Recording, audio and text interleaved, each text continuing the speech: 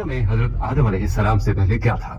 ये वो सवाल है जो हम सब के जहन में आता है कि कायनात में इंसानों से पहले आखिर क्या था। लिहाजा आज की इस वीडियो में आप जानेंगे कि इंसान से पहले जमीन पर कैसी खौफनाक मखलूक आबाद थी, और जब अल्लाह ने इंसान को पैदा करना चाहा तो उस पर फरिश्तों को ताज्जुब क्यों हुआ था।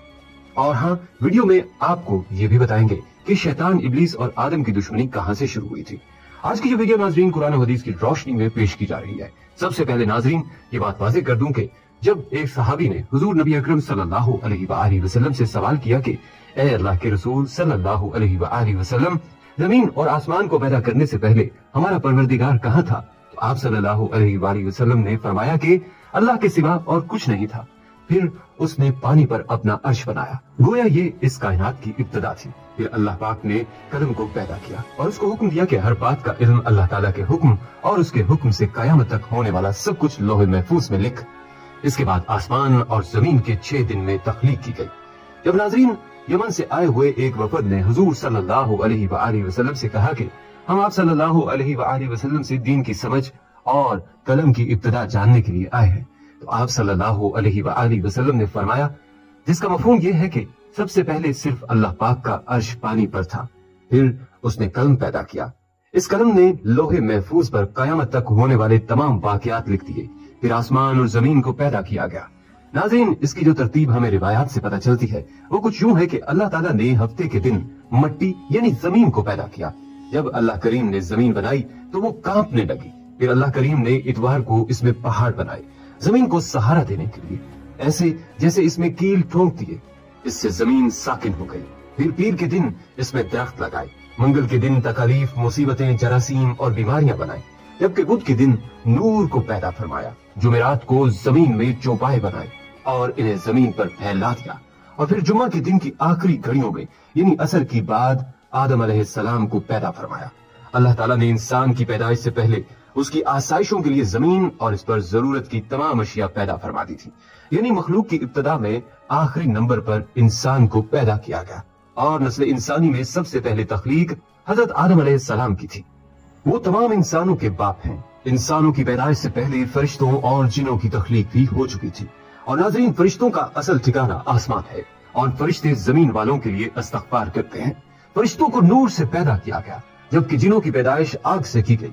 इंसानों की तख्लीक मट्टी से हुई, जबकि शैतान जो था वो भी फरिश्तों में से नहीं बल्कि जिनों में से था और उसकी तख्लीक भी आग से की गई।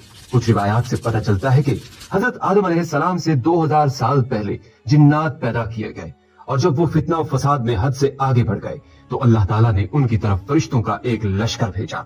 उनमें खूब मार का आराई हुई और फरिश्तों ने जिनों को तहस नहस कर दिया और समंदरों के जजीरों में पनाह लेने पर मजबूर हो गए। और आज तक उनके रहने की जगह यही जजीरे हैं, क्योंकि शैतान जिन्नात का सरदार है।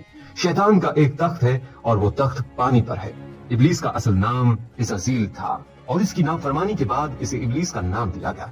यहाँ ये बात भी नाजरीन जान लीजिए कि दुनिया में पहले जिन्नात की हुकूमत थी। यहाँ खून रेजी थी, दंगा फसाद था, नाफरमानी और कुफ्र और शिर्क का गलगला था। नेकी बहुत कम थी, बदी बहुत ज्यादा थी। खालिक कायनात ने जिन्नात से दुनिया की हुकूमत लेकर एक दूसरी मखलूक को देना चाहिए ताकि जिन्नात का गरूर खाक में मिले। आसमान दुनिया की कहमा गहमी किसी बड़ी खबर की नवीद सुना रही थी। जूं जूं वक्त गुजरता जा रहा था, तस्बीह और तहलील में मसरूफ फरिश्तों के तजस्सुस और बेचैनी में इजाफा होता जा रहा था। नजरें बैतुल मामूर पर थी और कान अल्लाह की पुकार के मुंतज़िर। बिलाखिर इंतजार की घड़ियां खत्म हुई और रब्बे जुल जलाल का हुक्म फिजा में बुलंद हुआ, मैं जमीन पर अपना नायब बनाने वाला हूँ। अल्लाह ताला ने फरिश्तों को इत्तला दी कि मैं जमीन पर अपना खलीफा बनाना चाहता हूँ जो इख्तियार और इरादे का मालिक होगा और मेरी जमीन पर जिस किस्म का तसव्वुफ करना चाहेगा कर सकेगा और अपनी जरूरियात के लिए अपनी मर्जी के मुताबिक काम ले सकेगा। गोया वो मेरी कुदरत और मेरे तसर्रुफ और इख्तियार का मजहर होगा। फरिश्तों ने जब ये सुना तो हैरत में रह गए और अल्लाह के हुजूर बतौर सवाल अर्ज किया, ऐ खुदाए बेनियाज, क्या आप ऐसे को पैदा करना चाहते हैं जो जमीन को फसाद और खून रेजी से भर देगा? यानी फरिश्तों ने इस नई मखलूक को जिन्नात पर कयास किया और वो ये समझे कि नई मखलूक भी जिन्नात की तरह बेहद सरकश और नाफरमान होगी। वो बोले कि हम जमाते मलाइका आपकी तस्बीह और तहलील के लिए काफी हैं। अल्लाह ताला ने जवाब दिया, آدم کی پیدائش کرنے میں جو جو حکمتیں ہیں تم ان سے واقف نہیں بلکہ ہم ہی خوب جانتے ہیں۔ جب اللہ تعالیٰ نے آدم علیہ السلام کو پیدا کرنا چاہا تو حضرت جبرائیل علیہ السلام کو حکم دیا کہ کرۂ ارض سے مٹی لے کر آؤ۔ حضرت ابو موسیٰ اشعری رضی اللہ تعالیٰ عنہ سے روایت ہے کہ نبی کریم صلی اللہ علیہ وآلہ وسلم نے ارشاد فرمایا، اللہ تعالیٰ نے حضرت آدم علیہ السلام کو ایک مٹھی خاک سے پیدا فرمایا۔ یہ مٹی تمام روئے زمین سے حاصل کی گئی تھی۔ یہی وجہ ہے کہ حضرت آدم علیہ السلام کی نسل میں مختلف رنگ و زبان کے لوگ پائے جاتے ہیں۔ اللہ تعالیٰ نے حضرت آدم علیہ السلام کو 4 عظیم شرف اور مرتبے عطا فرمائے۔ نمبر 1، اپنے ہاتھ سے پیدا فرمایا۔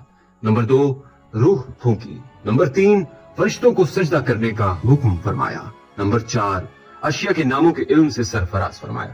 تو فرشتوں اور ابلیس سے کہا، میں کھنکھناتے ہوئے سیاہ اور سڑے ہوئے گارے سے ایک انسان بنانے والا ہوں۔ جب میں اسے ٹھیک طرح سے بنا کر مناسب شکل دے دوں اور اس میں اپنی روح پھونک دوں تو تم سب اس کے آگے سجدے میں گر پڑنا۔ اللہ نے پوری زمین سے ایک مٹھی مٹی لی۔ یہی وجہ ہے کہ آدم علیہ السلام کی اولاد میں کوئی گورا ہے، کوئی کالا ہے، کوئی سانولا ہے، کوئی نرم ہے، کوئی سخت ہے، کوئی ناپاک ہے اور کوئی پاک ہے۔ پھر اللہ تعالیٰ نے اس مٹی کے خلاصے سے گارا تیار کیا۔ جب گارا سیاہ اور بدبودار ہو گیا اور اس سے کھن کھن کی آواز آنے لگی تو اللہ تعالیٰ نے اپنے دونوں ہاتھوں سے آدم علیہ السلام کا پتلا بنایا۔ پھر اللہ تعالیٰ نے پتلے کو کچھ عرصے کے لیے ویسے ہی چھوڑ دیا۔ جب ابلیس نے اسے دیکھا تو اس کے گرد چکر لگانے لگا اور اس کو بغور دیکھتا رہا۔ اس نے دیکھا کہ پتلا اندر سے خالی ہے تو وہ سمجھ گیا کہ آدم اپنے اوپر قابو نہ رکھ سکیں گے۔ پھر اللہ تعالیٰ نے جمعہ کے دن عصر کے بعد اس پتلے کو زندہ انسان بن جانے کا حکم دیا۔ حکم سنتے ہی وہ پتلا زندہ انسان بن گیا۔ آدم علیہ السلام کا خمیر مٹی سے گوندا گیا اور ایسی مٹی سے گوندا گیا جو نت نئی تبدیلی قبول کرنے والی تھی۔ جب یہ مٹی پختہ ٹھیکری کی طرح آواز دینے اور کھنکھنانے لگی تو اللہ تعالیٰ نے اس جذبے خاکی میں روح پھونکی۔ ابھی روح ناک کے نتھروں سے داخل ہو کر دماغ تک پہنچی ہی تھی کہ آدم علیہ السلام کو چھینک آئی۔ اسی وقت آدم علیہ السلام کو اللہ پاک کی طرف سے الہام ہوا کہ اس چھینک کے جواب میں الحمدللہ کہو۔ آدم علیہ السلام نے چھینک لیتے ہی الحمدللہ کہا، جس کے جواب میں عرش معلیٰ سے یرحمک اللہ یعنی اللہ تجھ پر رحم کرے گا جواب آیا۔ پھر اللہ تعالیٰ نے ان سے فرمایا، جاؤ ان فرشتوں کو سلام کرو اور سنو وہ کیا کہتے ہیں، جو کچھ وہ کہیں وہی تمہارا اور تمہاری ذریت کا سلام ہوگا۔ آدم علیہ السلام ان کے پاس گئے اور ان سے کہا، السلام علیکم۔ فرشتوں نے جواب دیا، وعلیکم السلام ورحمۃ اللہ وبرکاتہ۔ پھر رفتہ رفتہ روح آدم حضرت آدم علیہ السلام کے تمام جسد خاکی میں سرایت کر گئی۔ یوں وہ مٹی کا پتلا یک و یک گوشت پوست ہڈی پٹھے کا زندہ انسان بن گیا اور ارادہ، شعور، حس، عقل اور وجدانی جذبات و کیفیات کا حامل نظر آنے لگا۔ پھر اللہ تعالیٰ نے آدم کو سارے نام سکھا دیے۔ پھر اللہ پاک نے فرمایا، اے ملائکہ ان چیزوں کے نام بتاؤ۔ فرشتوں کو بھی خبر تک نہ تھی کہ ان چیزوں کے کیا کیا نام ہیں۔ کائنات کی تمام اشیاء فرشتوں کے سامنے پیش ہیں اور ان کے نام ان معصوموں سے دریافت ہو رہے ہیں۔ یہ کیوں؟ یہ صرف آدم علیہ السلام کا اعزاز بڑھانے کے لیے۔ لہذا اس عظیم سوال پر سارے فرشتے عاجز ہوئے اور سب نے انکساری سے عرض کیا، اے پاک پروردگار، تیری ذات خوب واقف ہے کہ ہم ان چیزوں کے نام نہیں جانتے۔ تو بس وہی علم ہے جو تو نے ہمیں عطا کر رکھا ہے، یعنی ذکر خدا اور تسبیح الہی، اور فی الحقیقت تو ہی سب چیزوں کا جاننے والا ہے اور بڑا حکمت والا ہے۔ جب اللہ تعالیٰ نے آدم علیہ السلام کو پیدا کیا تو چونکہ اللہ تعالیٰ وجود آدم علیہ السلام کے چراغ میں روحانیت کا روغن ڈال کر اسرار الہی کی قندیل روشن فرمانا چاہتا تھا، اس لیے آدم علیہ السلام کو خلاصہ موجودات بنا کر فرشتوں کے سامنے پیش کیا اور فرمایا کہ آدم کے سامنے سجدے میں گر جاؤ۔ فرشتے اب تک رب کے لیے سجدے کرتے چلے آ رہے تھے، مگر آج کا سجدہ جداگانہ نوعیت کا تھا۔ گویا کہ تھا تو یہ بھی حکم الہی کے سامنے، اور اس وقت حضرت آدم علیہ السلام اور الہی تجلی گاہ کے طور پر جلوہ گر تھے۔ ان کے سامنے کیے جانے والا سجدہ بھی در حقیقت رب ہی کو سجدہ تھا، کیونکہ اس کا حکم جو تھا، مگر اب یہ سجدہ بواسطہ آدم علیہ السلام تھا۔ یہ ایک ایسا سجدہ تھا جس نے کروڑوں کے سجدے مقبول بنا دیے اور ابلیس کے کروڑوں سجدے مردود کرا دیے۔ لہذا حکم خداوندی ملتے ہی تمام فرشتے سجدے میں گر گئے، مگر ابلیس نے سجدہ کرنے سے انکار کر دیا۔ یہاں یہ بات قابل ذکر ہے کہ انسانوں میں بھی نافرمانی اور ظلم کا مادہ ہے، لیکن یاد رہے کہ وہ جنات کے مقابلے میں کم ہے۔ یوں سمجھنا چاہیے کہ انسان ایک ایسی مخلوق ہے جو فرشتوں اور جنات کے بیچ کی معتدل مخلوق ہے۔ حضرت آدم علیہ السلام کی تخلیق اور فرشتوں کے کلام کے بارے میں قرآن کریم میں ارشاد ہے کہ اے پیغمبر، اس وقت کا تصور کرو جب آپ کے رب نے فرشتوں سے کہا کہ میں زمین میں ایک خلیفہ بنانے والا ہوں، تو وہ کہنے لگے، کیا تو اس میں ایسے شخص کو خلیفہ بنائے گا جو اس میں فساد مچائے گا اور ایک دوسرے کا خون بہائے گا جبکہ ہم تیری حمد و ثنا کے ساتھ تسبیح و تقدیس بھی کر رہے ہیں۔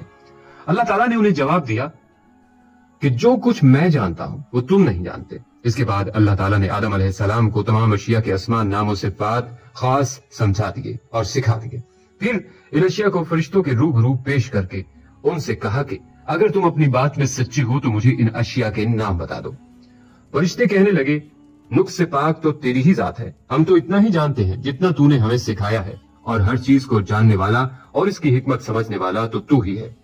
اللہ تعالیٰ نے آدم علیہ السلام سے فرمایا اے آدم ان فرشتوں کو ان اشیاء کے نام بتا دو۔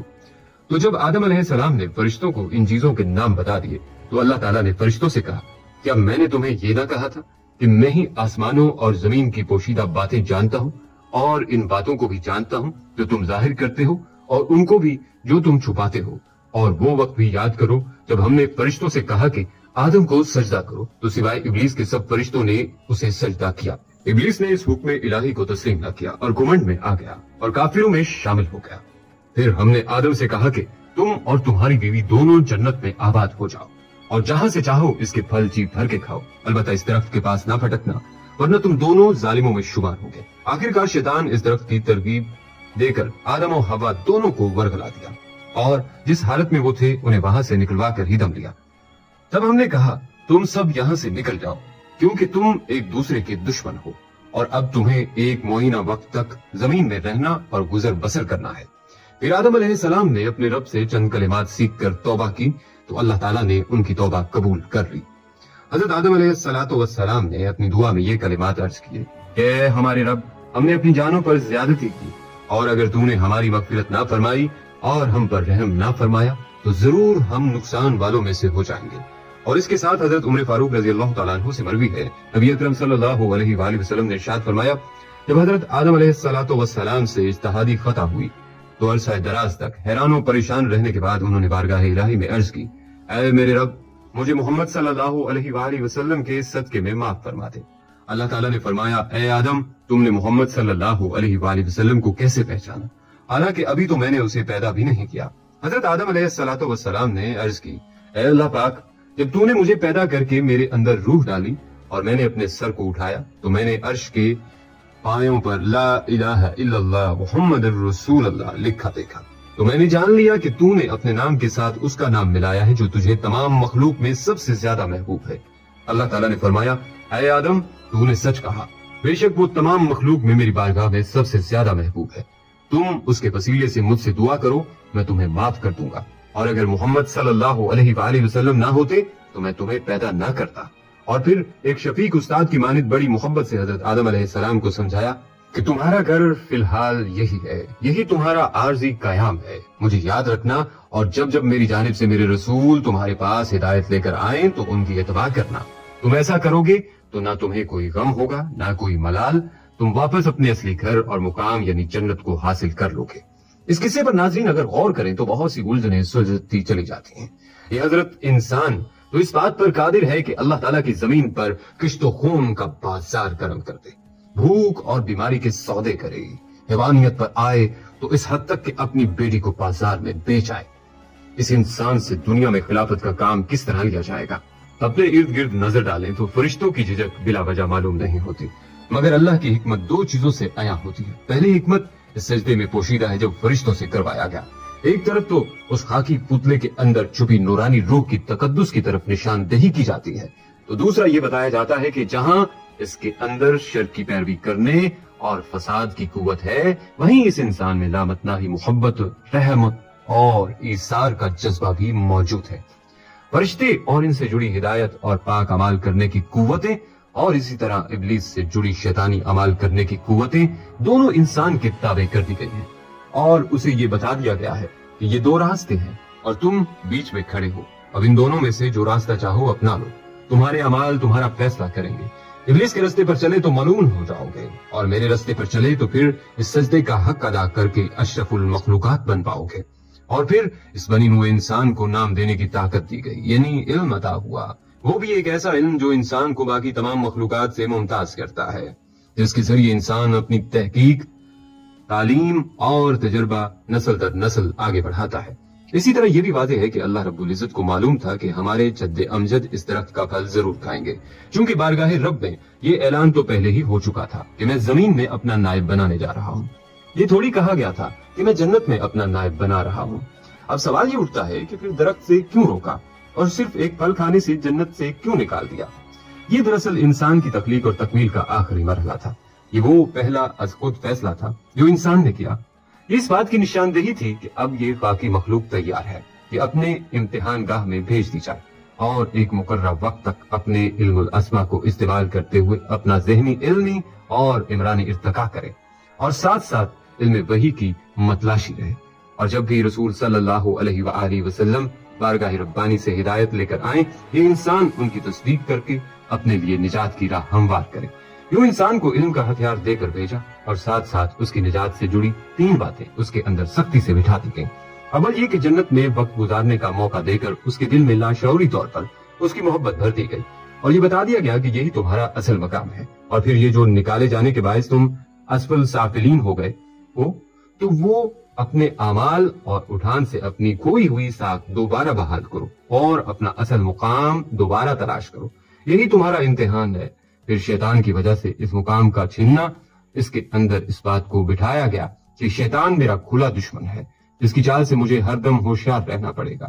اور آخر میں یہ بھی سکھایا گیا ہے کہ یہ سفر یقیناً بہت لمبا اور مشکل ہوگا، تکلیف بھی ملے گی، مشکلات بھی آئیں گی، بشری کمزوری کے باعث گناہ بھی سرزد ہوں گے۔ ایسے میں کیا کرنا ہے؟ ایسے میں سارا غرور تکبر ایک طرف رکھ کر صدق کے دل سے اللہ سے معافی مانگنی ہے اور رجوع کرنا ہے۔ اللہ ہم سب کو ان نصیحتوں پر عمل کرنے کی توفیق دے، آمین یا رب العالمین۔